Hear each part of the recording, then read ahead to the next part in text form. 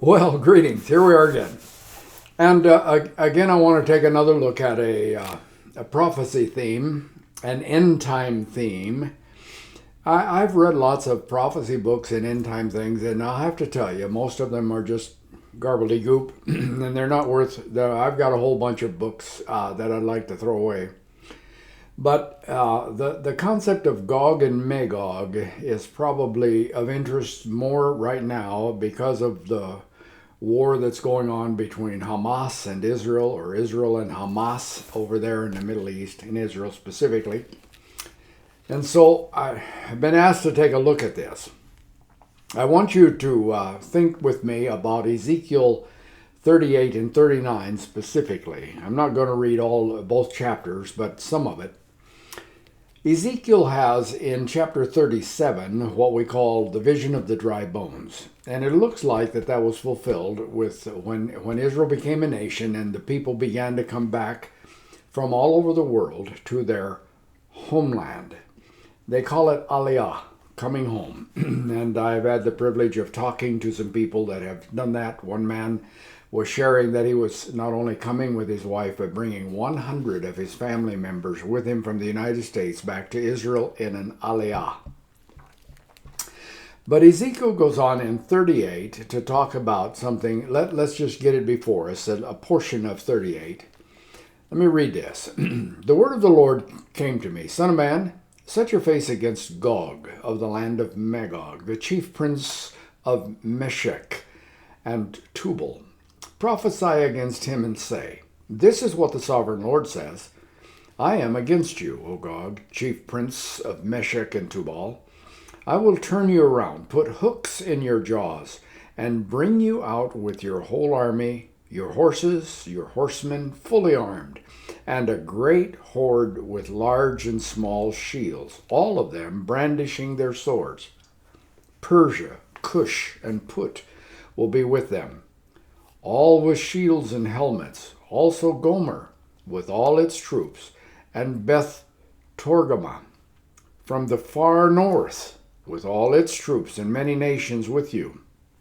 Get ready, be prepared, you and all the hordes gathered about you, and take command of them. After many days you will be called to arms. In future years you will invade a land that has recovered from war, whose people were gathered from many nations to the mountains of Israel, which has long been desolate. They have been brought out from the nations, and now all of them live in safety.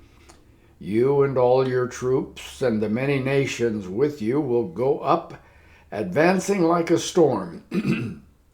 You will be like a cloud covering the land. This is what the sovereign Lord says. On that day, that's code word for the day of the Lord, on that day thoughts will come into your mind, and you will devise an evil scheme. You will say, I will invade a land of unwalled villages. I will attack a peaceful and unsuspecting people, all of them living without walls and without gates and bars. I will plunder and loot and turn my hand against the resettled ruins and the people gathered from the nations, rich in livestock and goods, living in the center of the land. And it goes on. Now, as you read that, it sure sounds like what's happening today. But is it? Was this something that happened a long time ago? Did it happen before Jesus' time or just after Jesus' time? What is Ezekiel talking about? And it seems like that it is something yet in our future. It may be something that is being set up to happen. There never has been a time in history when the fulfillment of prophecy seems so ripe as it does right now. So it is something for us to take heed of. And so I've been asked to take a look at several things. And so this week, Gog and Magog. I got a picture off the internet, and the question is this Hamas war, the war of Gog and Magog? Well, some say that Gog and Magog were a couple of kings, but actually Gog seems to be the king and Magog seems to be his kingdom. And there is something in Ezekiel here and other places about the invasion coming from the north. So questions that we may ask have to do with which nations are north of Israel. I'm going to put the cursor in here and we're going to look at this. So Syria is north of Israel, and then Persia, Assyria, and then Babylon gets in the picture. It's over here. But there's one called Cynthia up here, and then there's the Noges up here. These are all going to figure in what we're talking about. Today, Russia is up in here. We've talked about Ukraine over in here and Russia above it, so it's directly north of Israel. And so these are possibilities of modern kind of things with ancient names. So the question then is, who are Gog and Magog? Is it a person, a place? And what are the modern day nations that equate to biblical Cush, Put, Gomer, Beth, Togarmarth? And we'll just kind of take a look at that. That's kind of why. In 1 Chronicles chapter 5, verse 4, Gog is identified as a descendant of the prophet Joel. That's kind of interesting. And in Ezekiel 38:39, he's the chief priest of the tribes of Meshech and Tubal in the land of Magog. Now, he's called upon by God to conquer the land of Israel, it looks like, with a great coalition of forces from throughout the world. Gog and his entire army will invade Israel like a cloud covering the earth. That's verse 16 of 38. And will plunder and loot cities. God, however, will send terrible natural disasters that will destroy Gog and his forces. And the defeat of Gog will demonstrate the greatness and holiness of God and restore good relations between God and his people. That's kind of a thumbnail sketch of the story. So who or what is Magog? And when does all of this happen? Well, Gog has been identified by modern scholars as Gyges, a 7th century BC king of Lydia, and with the Akkadian god Gaga. And it has also been argued that the name Magog is derived from an Akkadian word meaning the land of Gyges. Okay, that may be helpful. In the 1st century AD, the Jewish historian Josephus, and he was a somebody. He was a good historian, and he had a flair for accuracy, but not everything that he thought may have been true. But he claimed that Gog and Magog were Scythians. And in the 5th and 6th centuries, they were thought to be the Huns. And so Scythians and the Huns. Now, for Josephus, being a lot closer than we are, when he says they were the Scythians, he probably knew more about it than we do, thinking about this. But Gog and Magog were equated with the Magyars of the 10th century and with the entire Muslim world sometimes. And that specifically happens when they're led by Muhammad and Saladin in the Middle Ages. So there's just an awful lot of history, and the unfolding, the record shows that could have been. But in both Jewish and Christian apocryphal writings and other works, they were also identified as the 10 lost tribes of Israel. Well, we get into British Israelism and a bunch of stuff there, and we could go down that rabbit trail for a little bit. There's a boy that grew up here in Hayden and became a correspondent, lived in Jerusalem for a long time, worked for CNN and then for the Jerusalem Post. And he learned Arabic and Hebrew and studied his Bible very well. And it seems to me that he had an awesome perspective on biblical prophecy. The things that he focused, and there were a lot of things he said he couldn't know for sure, but the things he focused were fascinating. He said that there will be a military invasion described in Ezekiel 38 that is not instigated by Satan, but by a threatening power called Gog in the land of Magog. And then he talks about the prince of Rosh and Meshech and Tubal. So he says that Gog was identified with the prince of Rosh. It might be Russia, and its capital is Moscow, which possibly would be Meshech. And it's about 1,500 miles north of Israel. Well, we know that Persia is Iran, and ancient Ethiopia is incorporated with much of what is Sudan today. And Put is in northern Africa, where perhaps Libya is today. And so that's kind of gives a perspective of modern versus ancient names. I ran across something in a Logos commentary. Logos is a Bible study program, and it's got a fabulous collection of books and Bibles and everything. And when we look at this concept, this verse in verse 4 in Ezekiel 38 about hooks in the jaws of Gog and Magog and bringing them out with an army of horses and their riders. And Ezekiel 38 and 39 seem to track with Revelation 20 and the reference specific to the figure named Gog, and the huge army that attacks the people of God. So God says to Gog in the land of Magog, "You will come from your place in the far north." Now, there's more than that, but let's keep that phrase in mind for just a little bit.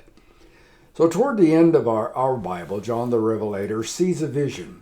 In Revelation 20, we read, when the 1,000 years are over, and that's what we call the millennium. Now, when that's going to happen is debated, and is it before the tribulation, after the tribulation, before the rapture, after the rapture? When is all that? So I just want you to know the Bible says there will be a 1,000-year period, a millennium. And Satan will be released from his prison and will go out to deceive the nations in the four corners of the earth. And then we have this reference again to Gog and Magog in Revelation 20. Gog and Magog, and to gather them for battle. Okay, and it's a large crowd.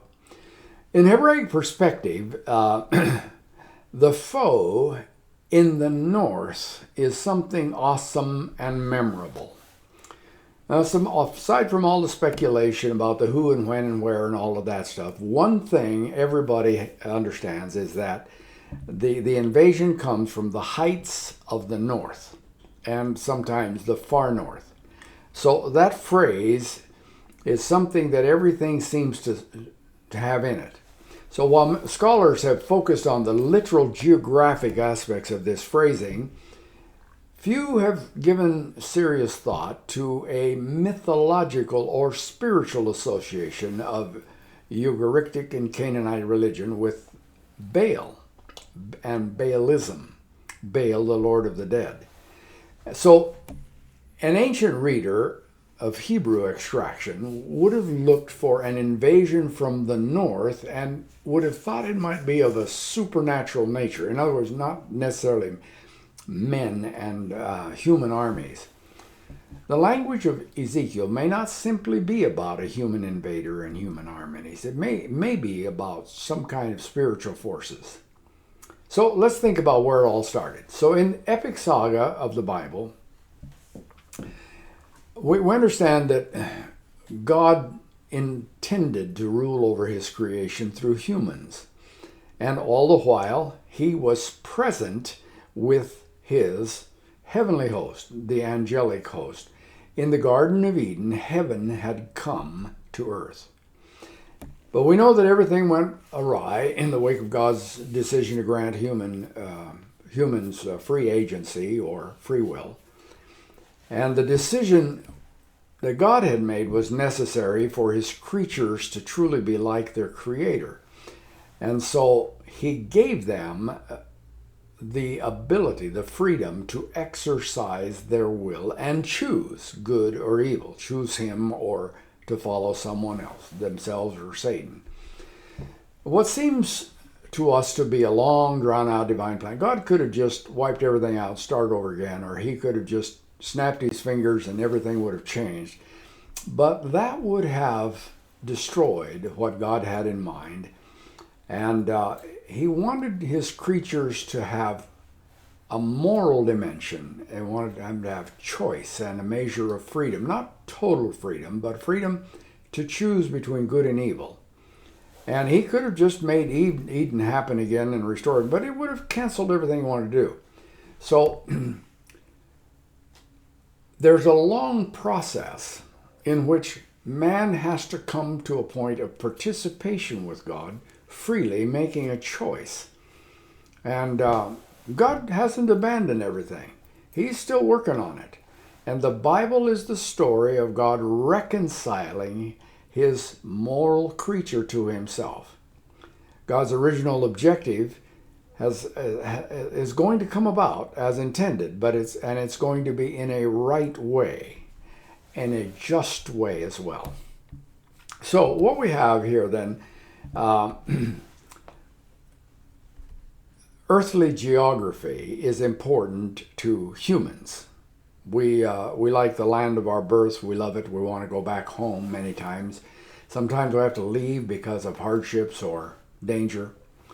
And for ancient Israelites, geography had both literal and supernatural qualities. So there was a holy land, that was a real place, but it also was a hoped-for place to live in the presence of God. Literal geography north, however, for them is a concept that focuses the harbinger of doom. East is away from God and west is toward God, and so we have north and south. Here, north. And because Israel sat on the eastern Mediterranean Sea in an area that was called Canaan or sometimes Palestine, it found itself sandwiched between the homelands of ancient Near Eastern civilizations that were fighting all the time and trying to gain control. Egypt, Mesopotamia, and Canaan, therefore, and Israel was in that, would find itself being invaded from the north and from the south by foreign armies on the move. It would be occupied as a buffer zone between these competing powers. So earthly geography is a key part of this human destiny stuff. The Bible records several invasions, but the most traumatic incursion into Canaan always seemed to come from the north. Now here's a few examples. In 722 before Christ, Assyria invaded Israel and conquered, took them away captive. And then in a little later, 605 to 586, Babylon came in and from the north again and destroyed the southern kingdom, comprising the two tribes of Judah and Benjamin. The trauma of these two invasions is the conceptual backdrop for descriptions of a final eschatological judgment and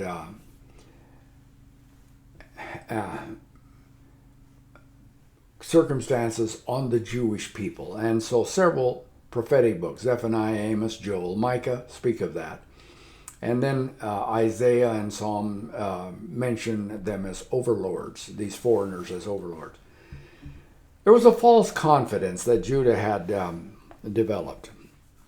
They thought of themselves, after the northern tribe was conquered, well, God was punishing them because they had been disobedient. But Judah was David's tribe, and Jerusalem was the home of Yahweh's temple. And because the ground was holy, it surely could never be taken over by an enemy. God would not allow that, they thought. But the vulnerability was real. And the notion that it couldn't be conquered was a myth. So Jerusalem and its temple were destroyed by Nebuchadnezzar in 586 BC. Man, can you imagine the disappointment, the heartbreak, the questioning of what happened? Is God weaker than the Mesopotamian gods? And did he abandon his people and forget the covenant? What all happened in this? Well, sometimes we ask those kind of questions when trouble comes our way, too. Where is God? Why did he let me suffer? And so God sent back in that day into the exile, the Israelites in the exile, prophets like Ezekiel, Daniel, and Habakkuk. And he raised them up to tell them that God had not lost control, that God had used the foreign armies to punish the people as he had said he would through Moses in the book of Deuteronomy, and that he was in control, that he would be faithful to his promise, but that spiritual disloyalty always brought on consequences. Now, in all of this, there develops this concept of this supernatural power in the north. So the word north in Hebrew is saphon. It refers to one of the most common points on the compass. But because of what the Israelites believed lurked up there in the north, the word came to signify something otherworldly. The most obvious example was Bashan, which was associated with Mount Hermon. In Jewish theology, there were the rebellious sons of God. I don't think they were supernatural beings. I think they're simply men choosing women as their playthings, and all that happens in Genesis chapter 6. But there is a strain in Judaism that thinks of them as some kind of supernatural beings, and what happens up at Mount Hermon, of course. So to them, there was something beyond Bashan, and it's further north, that every Israelite associated with gods that were hostile, gods small g, that were hostile to Yahweh. And these were in places like Sidon and Tyre, as well as Ugarit that lay way up north. And it always has to do with the worship of Baal and Baalism. So Baalism is a contributing factor to the apostasy of the northern kingdom. You see, when the children of Israel came into the promised land in the Exodus, they hadn't farmed for over 40 years. And so they came in and began to ask their neighbors, when do you plant corn? When do you plant wheat? When do you harvest? And they always told them about the seasons in terms of Baalism. Well, you have to wait till it's fertile, when Baal and Ashtaroth are having sex, and that's when you go and plant your crops. And so it was a very sexual, very immoral religion, but the concepts were easily assimilated by Israel into their lifestyle and into the seasons of agriculture.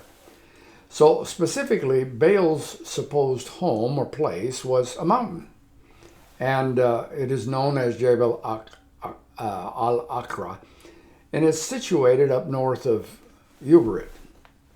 So you can see how this Saphon, or north, or the concept of it being a divine mountain, the place where Baal was believed to hold counsel and ruled the council of gods in the Canaanite pantheon. This evil god of the north, then, in theological terms, comes from Bashan or Mount Hermon, and it always has to do with Baal. Later, the Jews began to connect all of this with the serpent that we read about in Genesis chapter 3. And one of Baal's titles is Lord of the Underworld. And it has connection to the dead, of course, and dovetails into the concept that we have of a serpent in Genesis 3, and some of our thinking and understanding is even colored by this. The names, Beelzebub or Zalzabul, are titles associated with Satan in later Jewish writings, and even in the New Testament we have these terms. Now, the return from Babylon did not end the exile. Children of Israel were still scattered all over the world in what is called the diaspora. In times of the New Testament, times of Christ, they come in from all of the countries of the then known world. But all of this thinking about the evil from the north colors the thinking of the Jewish people, and especially those living at the time of the New Testament writings and even during the time of the Second Temple. The prophets envisioned a return of the 12 tribes from the diaspora all over the world where they had been dispersed. And that didn't happen in 539 BC when some of them came back from Babylon. So we have Ezekiel's vision of dry bones in chapter 37. Jeremiah sees a righteous branch of David being raised up. And the Jews actually expected in Jesus' day the Messiah to come and restore the kingdom and to end the exile. That's what they thought the Messiah was going to do. In fact, the day of Pentecost is the fulfillment of the law, and Jews were from all nations gathered together in Jerusalem, and the church was born. a new kingdom of God that wasn't from genetics, but rather was from being like Abraham. Jesus told the Jews on one occasion, if you were Abraham's children, you would do what Abraham does. What did Abraham do? He believed God. And so that's in the mix. That's in the understanding. So Gog and Magog in this biblical war, you see, an ancient reader would have had expectation of an invasion that would come at a time when the tribes had been united and dwelt in relative peace and safety within the promised land. Well, that didn't happen back in Jesus' day or even centuries thereafter. But it does seem to be happening in our day. It does seem that the exile is ending and Jews have been coming home to Israel. Now, the modern Israel is a secular government. It's not run by anointed kings or, sons of David or not prophets or priests or any of that stuff. It is totally secular, so it may not be the Israel that the Bible always talks about, but they have been getting ready for the Israel that the Bible does focus. So the Battle of Gog and Magog would be after this initiation of Yahweh's plan to reclaim the nations and therefore draw his children. That's apparently our day. So the Gog invasion would be a response of a supernatural evil against the Messiah and his kingdom. That seems to be what's portrayed in Revelation 20. And Gog would have been perceived as either a figure empowered by supernatural evil. So we read in Revelation about the beast and one who helps the beast and kind of is his gopher. So maybe there's an evil quasi-divine figure from the supernatural world that's bent on the destruction of the people of God. Well, that's what Iran has been doing. And it's in the north. So prophecy may have more than one fulfillment after all. The Jews would have expected a reconstituted kingdom of Yahweh, but that dream was shattered in 70 A.D. They expected it to happen then, but it didn't. And then there's another element in ancient Judaism and the early church that's been noted by scholars, and that has to do with an antichrist that would come from the tribe of Dan, which is supposedly located up north in Bashan. And the heart of the idea emerges from Genesis 49 in the messianic prophecy. And the right to rule Israel is linked to the tribe of Judah, and the scepter is not to depart from him. He's pictured as a lion, in contrast to Dan, who is pictured or symbolized by a serpent, fitting the imagery of Bashan, who judges his people. In Deuteronomy 33, there's this little thing. We read, Dan is a cub of a lion. He leaps from Bashan. So what it says is Dan is an upstart inferior who will attack from Bashan. So Dan appears to be, in Jewish literature, an internal outsider, an enemy of Yahweh's people. Those who interpret that reference this way are quick to point out that the tribe of Dan is omitted from the list of tribes when in Revelation 7 we read about the 144,000 or 12,000 from every tribe, but Dan is not listed there.